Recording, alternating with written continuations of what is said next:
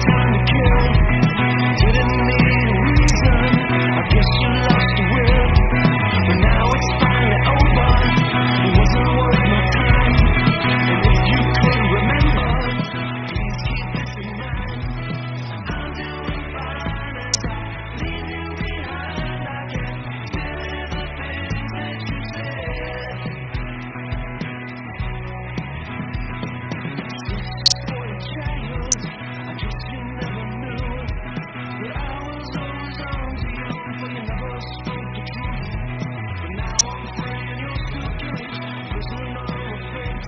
You know I tried.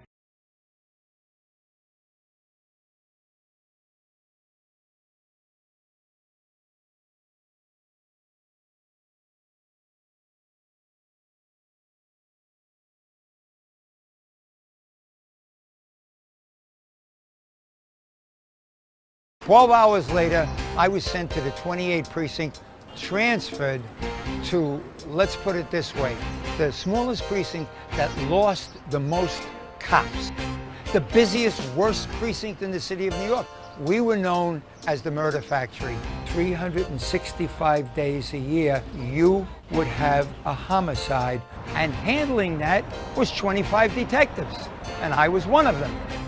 Raised in this neighborhood, and this neighborhood was always at the bottom. The drug problem was out of hand. You didn't have walking cops. Everybody was in a radio car. We had problems. You could see it was building. 13 police officers had been set up and killed. Piagettini and Jones, Foster and Laurie, Curry and Benetti shot outside the DA's office, all right here. That day, at about 10 to 12, this 1013 call came over. 1013 means a police officer needs assistance, and it was accompanied by shots fired. I'm on the second floor at 102 West 116th Street, Minister Louis Farrakhan's Mosque number 7. I'm here 9 years. It was made from a landline to 9/11. As a cop, if I listened to that, I would have known it was a phony. I'm sorry to say it wasn't newsworthy. South of 96th Street was 6 o'clock news. North of 96th Street, it was just another homicide. It was a nightmare to work into the 2-8. That's where I went, and guess what? I loved every minute of it. I wouldn't change it for nothing. Go. My name is Randy Jurgensen. Thank you for tuning in. I'll be talking a little bit today, and certainly in the future, of how I went from Harlem to homicide to Hollywood. I'll start a little bit about Hollywood and work my way back to Harlem. During the 70s, I worked on some of the most iconic films that were ever made. It started with me with the French Connection. I actually drove in the chase. I actually drove The Master with William Friedkin, Billy Friedkin, the director, operating the camera. And that chase has always been #1. And then went from the French Connection, I went into the Godfather, making the Godfather. I wound up out in Nassau County, Long Island, operating a machine gun as to where I would shoot the famous or infamous toll booth scene that had James Caan, who was playing Sonny Corleone. I machine-gunned him to death. In fact, Francis Coppola said to me, because of all the women who were in love with James Caan playing Sonny Corleone, that I would probably be the most hated man in America. I went on to make pictures and drove in some of the pictures, the 7-Ups, Report to the Commissioner, Badge 373. I wound up working on a picture that was based upon my earlier exploits, the cruising, to which Al Pacino's character, it's based on me. Al Pacino did portray me in the movie Cruising. In the future, in future episodes, I will be talking about that and talking about these pictures and how I got into these pictures and the role that I played in these pictures, acting, driving, and wound up producing, co-producing and producing some of my own movies. However, to go back to Harlem, I was born to the parents of superintendents. They were the superintendents of a 5-floor walk-up. I was maybe 2 blocks south of 125th Street and Amsterdam Avenue. And in fact, I was born in the building, the hospital that Mom was supposed to go to. They had some kind of a measles epidemic or whatever it was. So I was actually born at home. That house that I was born and raised in is about six and a half blocks from the famous Apollo Theater, which is located on 125th Street in Harlem. I wound up working there, working in Harlem. However, I went to school, a Catholic school by the name of Corpus Christi. We could walk to the school. It was 2 or 3 blocks from where I was living. And the school went up to the 8th grade, and it had 2 first grades, 2 second grades, 2 third grades, and always opposite, never in the grade that I was Georgie Carlin. Of course, we became friends. We had a little gang, as we got older, and George was in the gang. Part of my chores as the oldest of 5, being superintendents, every Friday, my brother and myself, we would have to, sweep the halls down, or maybe it was a Saturday, because Sunday everybody went to church. So we would have to sweep the halls down, my brother and myself. And we would mop the halls down. Every Monday to Friday, when we went to school, we would go out front and we would take the empty garbage cans and throw them down the stairs off the sidewalk. We were 10 and 9, and these were the things that we were doing. Very early on in life, for me anyway, I learned that, if I wanted some money, I was going to have to go out and earn it. So I learned that very, very early on. As I grew up in West Harlem, when I got out of the 8th grade, but a few things happened to me that sort of gave me a little bit of an arrest record that would come back to haunt me later on. We used to swim, as they called it, bare ass in the Hudson River right off of 125th Street. Of course, we always had underwear on. And inevitably, we would get caught. We would get caught. The cops would catch us. And also, back then, truant officers were very active, very active. So when we would get caught, the 5 of us, the 6 of us, including George Carlin and a few others of my friends back then. By the way, this belongs here now. Of that hard 5 or 6, we would all grow up, lie about our age to get into the military. And three of us became cops. The other three, the other three wound up much later on in life. One went down for a murder. The other two, they couldn't pass a liquor store that they couldn't stick up. Finally got caught, went to jail.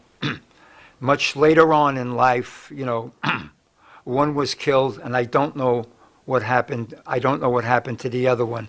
But that was like the 6 or 7 of us that started, say, from the 6th grade, getting in trouble. And how did we get in trouble? Well, we were swimming in the Hudson River, and when we would get caught, we would all give a phony name. So one day, we got caught naturally, and we're lined up. You know, 6 of us, 5 of us at least, are lined up. And I remember that I was first in line, and I gave a name. I don't know what it was. The next 2 or 3, they gave the phony name.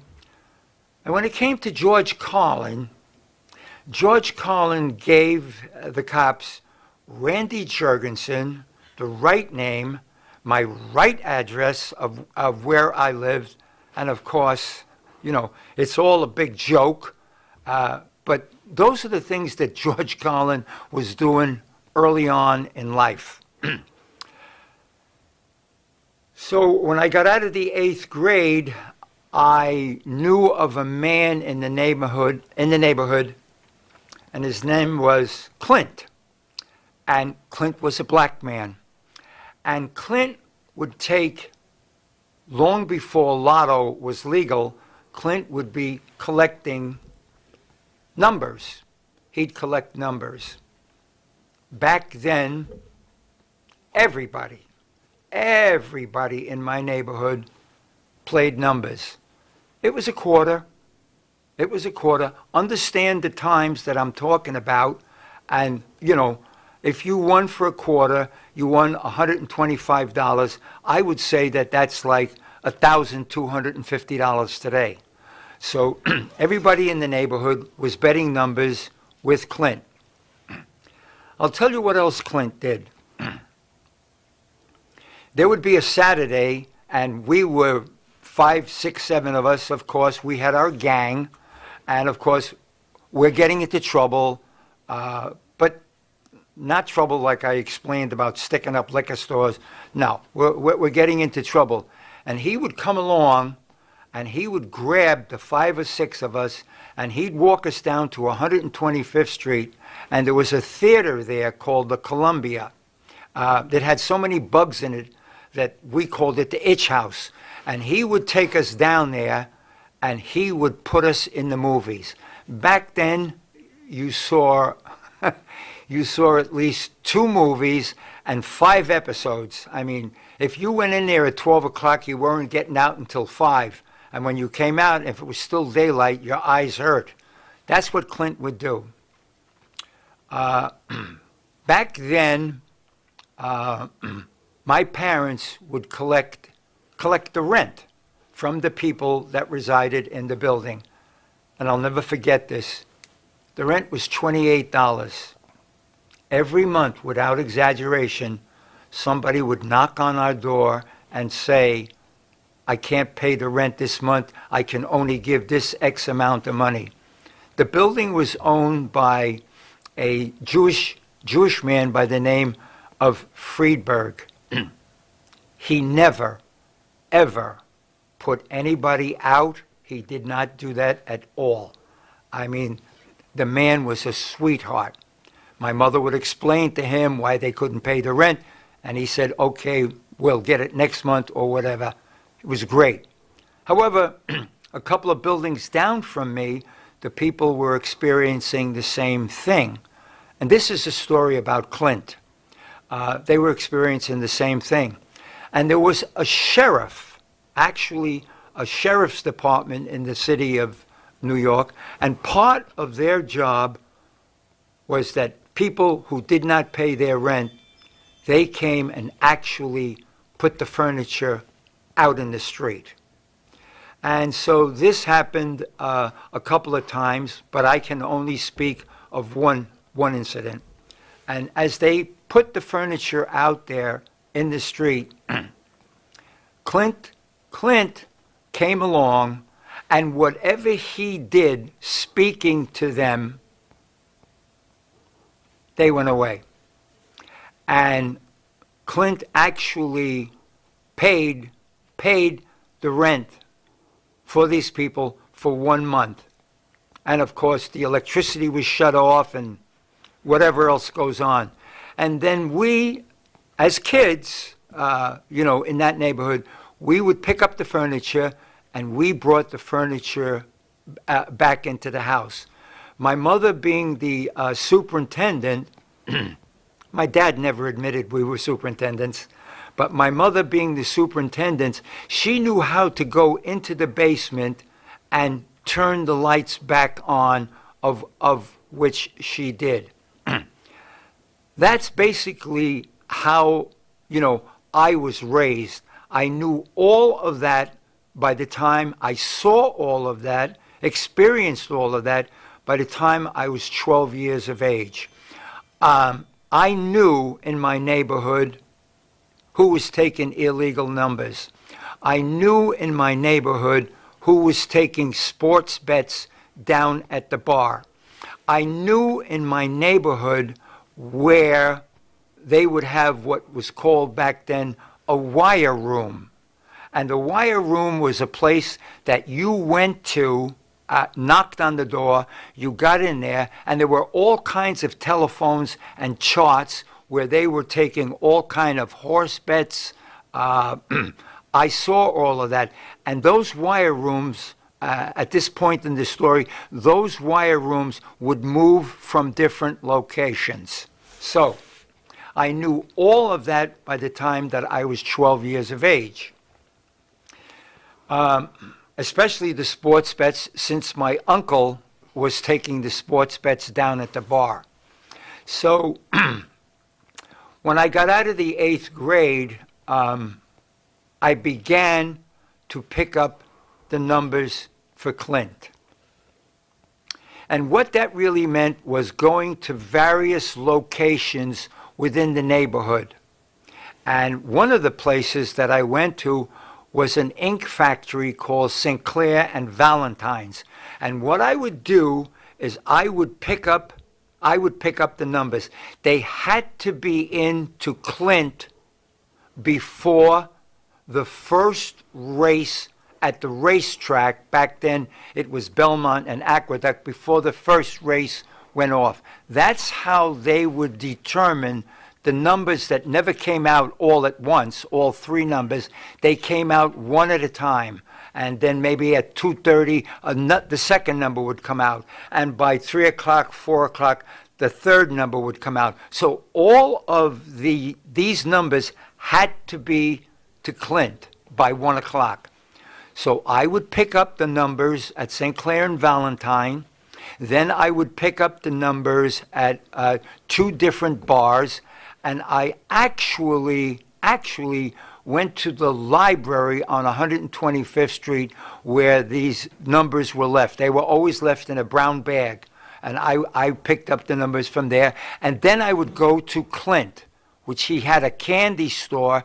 At first it was located over on Broadway at about 122nd Street, but then it was located on Amsterdam Avenue at 124th Street.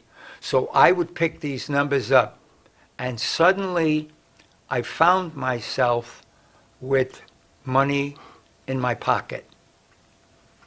Good money in my pocket. And with that said, this is not the first time that I'm revealing that. That was the last time I went to school. I never went to school again. I had been accepted into a Catholic school called Bishop Dubois on 152nd Street. And the only time, being the the wise ass or the wise guy that I was, when I heard that they were having a mixed dance. That meant that girls would be coming to the dance at Bishop Dubois High School. I went and I attended just to meet the schools. I never did a day of going into that high school. So that blossomed into the wire room that I explained to you. I would then stand out on 125th Street and Amsterdam Avenue, looking straight across 125th Street. I could see the Apollo Theater. I would then, and I was paid for this, the people who were going to bet on the horses would come to me, and I would give them the current address of where the wire room was, Plus, there were floating crap games in the neighborhood, and I knew where they were, and the people would, the crap shooters, dice, they would come up to me and they would ask, where is the floating crap game? That only happened on weekends. So I was making good money. I would then come home and I saw how my father did it with his mother, which is my grandmother. My father would go to my grandmother's house every Friday night and he would put money on the table. So I began, and my brother did the same thing. I began with the money that I was making. I would go home and I would put the money on the kitchen table. I think my father didn't know, but my mother had eyes in the back of her head. My mother knew that I wasn't going to school and what I was doing. So obviously one day I got caught. I got caught taking, bringing the numbers over to Clint. Right. So Right. Hold on, they're on a break. I will tell you in the future exactly, how that affected me going on to become a police officer. They took a quick break.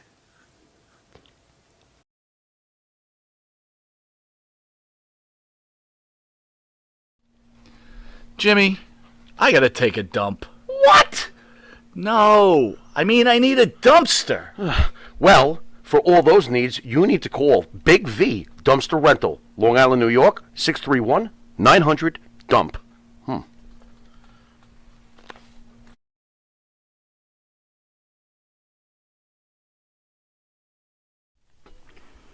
Elm Logistics. For all your logistic needs, call 631-299-3595. That's 631-299-3595. Elm Global Logistics. Pride, performance, and partnerships.